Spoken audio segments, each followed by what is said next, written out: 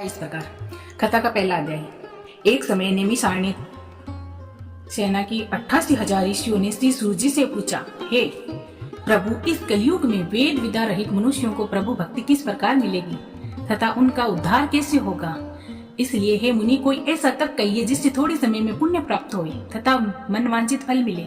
वह कथा सुनने की हमारी इच्छा है। सर्वशास्त्र ज्ञाता श्री सूर्य बोले, हे वैष्णव में पूज्य, आप सब ने प्राणियों के हित की बात पूछी है। अब मैं उस श्रेष्ठ व्रत को आप लोगों से कहूंगा जिस व्रत को नारद जी ने लक्ष्मी नारायण से पूछा था और लक्ष्मीपति ने मुनि श्रेष्ठ नारद से कहा था, सो ध्यान से सुनो। एक समय योगीराज नारद जी दूसरे के हित की इच्छा से अनेक लोकों में घूमते हुए मृत्यु लोक में आ पहुंचे। यहाँ अनेक योनियों में जन्मे हुए प्राय सभी मनुष्यों को अपने अपने कर्मों द्वारा अनेकों दुखों से पीड़ित देखकर सोचा कि इस यत्न के करने से निश्चय ही प्राणियों के दुखों का नाश हो सकेगा। ऐसा मन में सोचकर विष्णु लोक को गए। वहां श्वेत वर्ण और 4 भुजाओं वाले देवों के इस नारायण को देखकर, जिनके हाथ में शंख चक्र गदा और पद्म थे तथा वरमाला पहने हुए थे, स्तुति करने लगे। हे भगवान, आप अत्यंत शक्ति से संपन्न हैं। मन वाणी भी आपको नहीं पा सकती। आपका आदि मध्य अंत नहीं है। निर्गुण स्वरूप सृष्टि के आदिभूत व भक्तों के दुखों को नष्ट करने वाले हो। आपको नमस्कार है, आपको नमस्कार है। नारद जी से इस प्रकार की स्तुति सुनकर विष्णु भगवान बोले, हे मुनि श्रेष्ठ, आपके मन में क्या है? आपको किस काम के लिए आगमन हुआ है? निसंकोच कहो। तब नारद जी मुनि बोले, मृत्यु लोक में सब मनुष्य जो अनेक योनियों में पैदा हुए हैं, ने अपने कर्मों के द्वारा अनेक प्रकार के दुखों से दुखी हो रहे हैं। हे नाथ, मुझ पर दया रखते हो तो बतलाइए कि उन मनुष्यों के सब दुख थोड़े से ही प्रयत्न से कैसे दूर हो सकते हैं? श्री भगवान जी बोले, हे नारद, मनुष्यों की भलाई के लिए तुमने बहुत ही अच्छी बात पूछी है। जिस काम के करने से मनुष्य मोह से छूट जाता है, वह मैं कहता हूँ, सुनो। बहुत पुण्य देने वाला स्वर्ग तथा मृत्यु लोक दोनों में दुर्लभ एक उत्तम व्रत है। आज मैं प्रेम वश होकर तुमसे कहता हूँ, श्री सत्यनारायण का यह व्रत अच्छी तरह विधि पूर्वक करके मनुष्य आर्य पर्यंत यहाँ सुख भोग कर मरने पर मोक्ष को प्राप्त होता है। श्री भगवान के वचन सुनकर नारद मुनि बोले, उस व्रत का क्या फल है, क्या विधान है और किसने ये व्रत किया है और किस दिन ये व्रत करना चाहिए? विस्तार से कहिए। भगवान बोले, दुख शोक आदि को दूर करने वाला, धन धान्य को बढ़ाने वाला, सौभाग्य तथा संतान को देने वाला ये व्रत सब स्थानों पर विजयी कराने वाला है। भक्ति संतान को देने वाला ये व्रत सब स्थानों पर विजयी कराने वाला है। भक्ति और श्रद्धा के साथ किसी भी दिन मनुष्य श्री सत्यनारायण की प्रातः काल के समय ब्राह्मणों और बंधुओं के साथ धर्मपरायण होकर पूजा करे। भक्ति भाव से नैवेद्य केले का फल, घी, दूध और गेहूं का चूर्ण सवाया ले। गेहूं के अभाव में साड़ी का चूर्ण, शक्कर, गुड़ ले सब भक्षण योग्य पदार्थ जमा करा के भगवान को अर्पण कर देवे तथा बंधु सहित ब्राह्मणों को भोजन करावे। पश्चात स्वयं भोजन करे। नृत्य गीत आदि का आचरण कर श्री सत्यनारायण भगवान का स्मरण करते हुए समय व्यतीत करे। इस तरह व्रत करने पर मनुष्य की इच्छा निश्चय ही पूरी होती है। विशेषकर कली काल में भूमि पर यही सरल उपाय है मोक्ष का। दूसरा अध्याय। सूजी बोले, ऋषियों, जिसने पहले समय इस व्रत को किया है उसका इतिहास कहता हूँ, सो ध्यान से सुनो। आप भी सुनो। हाँ। सुंदर काशीपुरी नगरी में एक अत्यंत निर्धन ब्राह्मण रहता था। वह भूख और प्यास से बेचैन हुआ नित्य पृथ्वी पर घूमता था। ब्राह्मणों से प्रेम करने वाला भगवान ने ब्राह्मणों को दुखी देकर बूढ़े ब्राह्मण का रूप धर उसके पास जा आदर के साथ पूछा, हे विप्रय, नित्य दुखी हुआ पृथ्वी पर क्यों घूमता है? हाँ? श्रेष्ठ ब्राह्मण, ये सब मुझसे कहो, मैं सुनना चाहता हूँ। ब्राह्मण बोला, मैं निर्धन ब्राह्मण हूँ, भिक्षा के लिए पृथ्वी पर फिरता हूँ। हे भगवान, यदि आप इसका उपाय जानते हो तो कृपया करके कहो। वृद्ध ब्राह्मण बोला कि श्री सत्यनारायण भगवान मनवांछित फल देने वाले हैं, इसीलिए हे ब्राह्मण, तो उनका पूजन कर, जिसके करने से मनुष्य सब दुखों से मुक्त होता है। ब्राह्मण को व्रत का सारा विधान बतलाकर बूढ़े ब्राह्मण का रूप धारण करने वाले श्री सत्यनारायण भगवान अंतर ध्यान हो गए। वहां से जिस व्रत को वृद्ध ब्राह्मण ने बतलाया, मैं उस व्रत को करूंगा, यह निश्चय करने पर उस रात में उसे नींद भी नहीं आई। वह सवेरे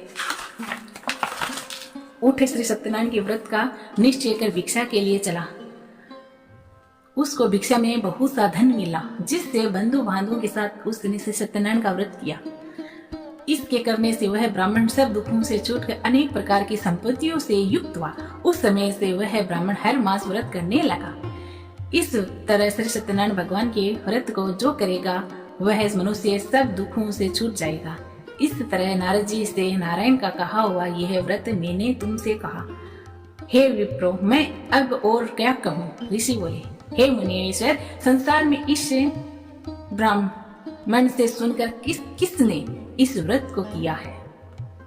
हम ये सब सुनना चाहते हैं, इसके लिए हमारे मन में श्रद्धा है। सूर्य बोले, मुनियों, जिसने इस व्रत को किया है वह सब सुनो। एक समय एक ब्राह्मण धन और ऐश्वर्य के अनुसार बंधु बांधवों के साथ व्रत करने को तैयार हुआ। उसी समय एक लकड़ी बेचने वाला बुढ़ा आदमी आया और बाहर लकड़ियों को रखकर ब्राह्मण के मकान में गया। प्यास से दुखी लकड़हारा उनको व्रत करते देखकर ब्राह्मण को नमस्कार कर कहने लगा कि आप ये क्या कर रहे हैं और इसके करने से क्या फल मिलता है? कृपया करके मुझे कहो। ब्राह्मण ने कहा, सब मनोकामनाओं को पूर्ण करने वाला ये श्री सत्यनारायण भगवान का व्रत है। इसकी कृपा से मेरे यहाँ धन धान्य आदि की वृद्धि हुई है। ब्राह्मण से इस व्रत के बारे में जानकर लकड़हारा बहुत प्रसन्न हुआ। शरणामत ले और प्रसाद खाने के बाद अपने घर को गया। लकड़हारे ने अपने मन में इस प्रकार संकल्प किया कि आज नगर में लकड़ी बेचने से जो धन मिलेगा उसी से श्री सत्यनारायण देव का उत्तम व्रत करूंगा। ये मन में विचार कर वह बूढ़ा आदमी लकड़ियां अपने सर पर रख जिस नगर में धनवान लोग रहते थे वह ऐसे सुंदर नगर में गए। उस रोज वहां पर उसे उन लकड़ियों का दाम पहले दिनों से चौगुना मिला। तब वह बूढ़ा लकड़हारा दाम ले और अति प्रसन्न होकर पक्के केले की पुली, शक्कर, घी, दूध, दही और गेहूं का आटा इत्यादि श्री सत्यनारायण भगवान के व्रत की कुल सामग्री को लेकर अपने घर को गया। फिर उसने अपने भाइयों को बुलाकर विधि के साथ भगवान जी का पूजन और व्रत किया। उस व्रत के प्रभाव से वह बूढ़ा लकड़हारा धन पुत्र आदि से युक्त हुआ और संसार के समस्त सुख भोग कर वैकुंठ को प्राप्त हो गया। तीसरा अध्याय। सूर्य बोले, हे श्रेष्ठ मुनियों, अब आगे की कथा कहता हूँ, सुनो। पहले समय में उल्लामुख नामक का एक बुद्धिमान राजा था। वह सत्यवत और जितेंद्रिय था। प्रतिदिन देव स्थानों पर जाता था गरीबों को धन देकर उनके कष्ट दूर किया करता था। उसकी पत्नी कमल के समान मुख वाली सती साध्वी थी। भद्रशील नदी के तट पर उन दोनों ने श्री सत्यनारायण का व्रत किया और उस समय में वहां एक साधु वैसे आया। उसके पास व्यापार के लिए बहुत सा धन था। वह नाव को किनारे पर ठहराकर राजा के पास आ गया और राजा को व्रत करते हुए देखकर विनय के साथ पूछने लगा, हे राजन, भक्तियुक्त चित्त से आप ये क्या कर रहे हैं?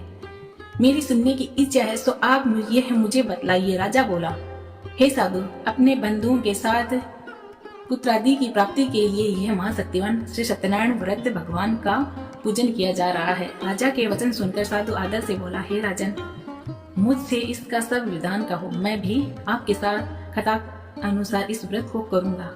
मेरी भी कोई संतान नहीं है और इससे निश्चय हो कि राजा से सब विधान सुनकर व्यापार से निवृत्त हो वह आनंद के साथ घर गया। साधु ने अपनी स्त्री से संतान देने वाला उस व्रत का समाचार सुनाया।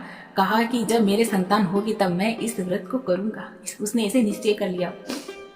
साधु ने ऐसा वचन अपनी स्त्री कलावती से कहे। एक दिन उसकी स्त्री लीलावती ऐसे वचन अपनी स्त्री लीलावती से कहे। एक दिन उसकी स्त्री लीलावती पति के साथ आनंदित होकर सांसारिक धर्म में प्रवृत्त होकर श्री सत्यनारायण भगवान की कृपा से गर्भवती हो गई तथा 10वें महीने में उसके एक सुंदर कन्या का जन्म हुआ। दिनों दिन वह इस तरह बढ़ने लगी जैसे शुक्ल पक्ष का चंद्रमा बढ़ता है। कन्या का नाम कलावती रखा गया। तब लीलावती ने मीठे शब्दों में अपने पति से कहा कि जो आपने संकल्प किया था कि भगवान का व्रत करूंगा, अब आप उसे करिए। साधु बोला, हे प्रिय, इसके विवाह पर करूंगा। इस प्रकार अपनी पत्नी को आश्वासन दे वह नगर को गया। कलावती पितृ गृह में वर्धित हो प्राप्त हो गई। साधु ने जब नगर में सखियों के साथ अपनी पुत्री को देखा तो तुरंत दूत बुलाकर कहा कि पुत्री के वास्ते कोई सहयोग वर देख कर लाओ। साधु की आज्ञा पाकर दूत कंचन नगर पहुंचा और वहां पर बड़ी खोज कर देखभाल कर लड़की के लिए सहयोग वणिक पुत्र को ले आया। उस सहयोग लड़के को देखकर साधु ने अपने बंधु बांधव सहित प्रसन्नचित अपनी पुत्री का विवाह उसके साथ कर दिया। किंतु दुर्भाग्य से विवाह के समय भी उसने व्रत नहीं किया। श्री भगवान क्रोधित हो गए और श्राप दे दिया कि तुझे दारुणा दुख प्राप्त होगा। अपने कार्य में सकुशल साधु विनय जमाता हुआ सहित समुद्र के समीप स्थिर रतनपुर नगर में गया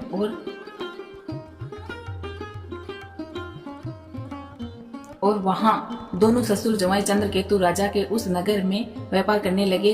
एक रोज भगवान सत्यनारायण की माया से प्रेरित कोई चोर राजा का धन चुरा कर भागा जा रहा था, किंतु राजा के दूतों को आता देखकर चोरों ने घबराकर भागते हुए राजा के धन को वहीं छुपा दिया जहां वो ससुर जमाई ठहरे हुए थे। जब दूतों ने उस साधु वैश्य के पास राजा के धन को रखा देखा तो वह दोनों को बांध कर ले गए और प्रसन्नचित से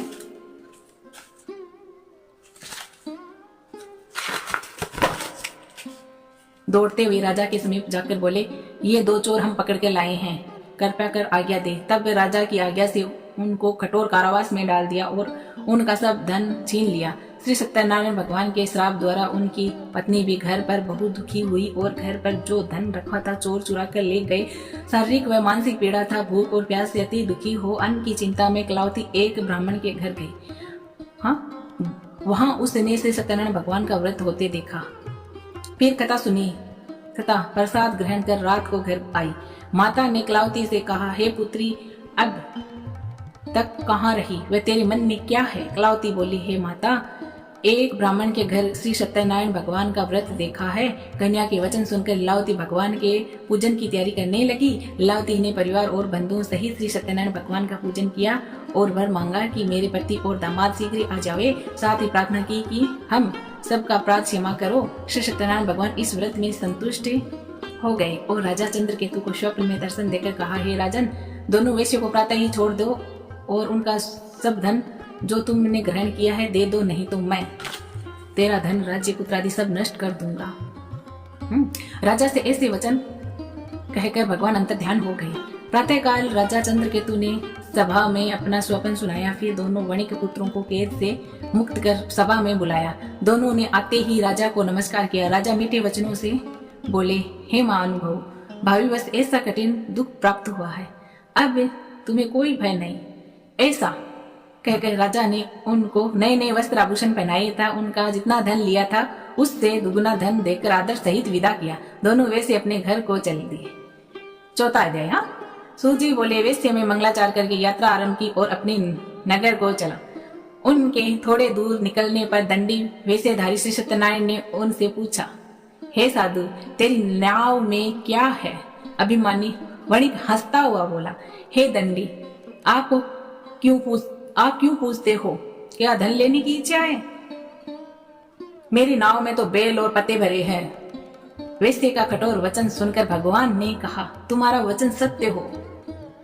दंडी ऐसा कहकर वहां से दूर चल गया और कुछ दूर जाकर समुद्र के किनारे पर बैठ गया। दंडी के जाने पर वैश्य ने नित्य क्रिया करने के बाद नाव को ऊंची उठी देखकर अचंबा किया और नाव में बेल और पत्ते आदि देखकर मूर्छित होकर जमीन पर गिर पड़ा। फिर मूर्छा खुलने पर अत्यंत शोक प्रकट करने लगा। तब उसका दामाद बोला कि आप शोक न करें, यह दंडी का श्राप है, अतः उनकी शरण में चलना चाहिए, तभी हमारी मनोकामना पूर्ण होगी। दामाद के वचन सुनकर साधु वणिक दंडी के पास पहुंचा और अत्यंत भक्ति भाव से नमस्कार करके बोला, हे भगवान, आपकी माया से मोहित ब्रह्मा आदि भी आपके रूप को नहीं जानते, तब मैं अज्ञानी कैसे जान सकता हूँ? आप प्रसन्न होइए, मैं सामर्थ्य के अनुसार आपकी पूजा करूंगा, मेरी रक्षा करो और पहले के समान नौका में धन भर दो।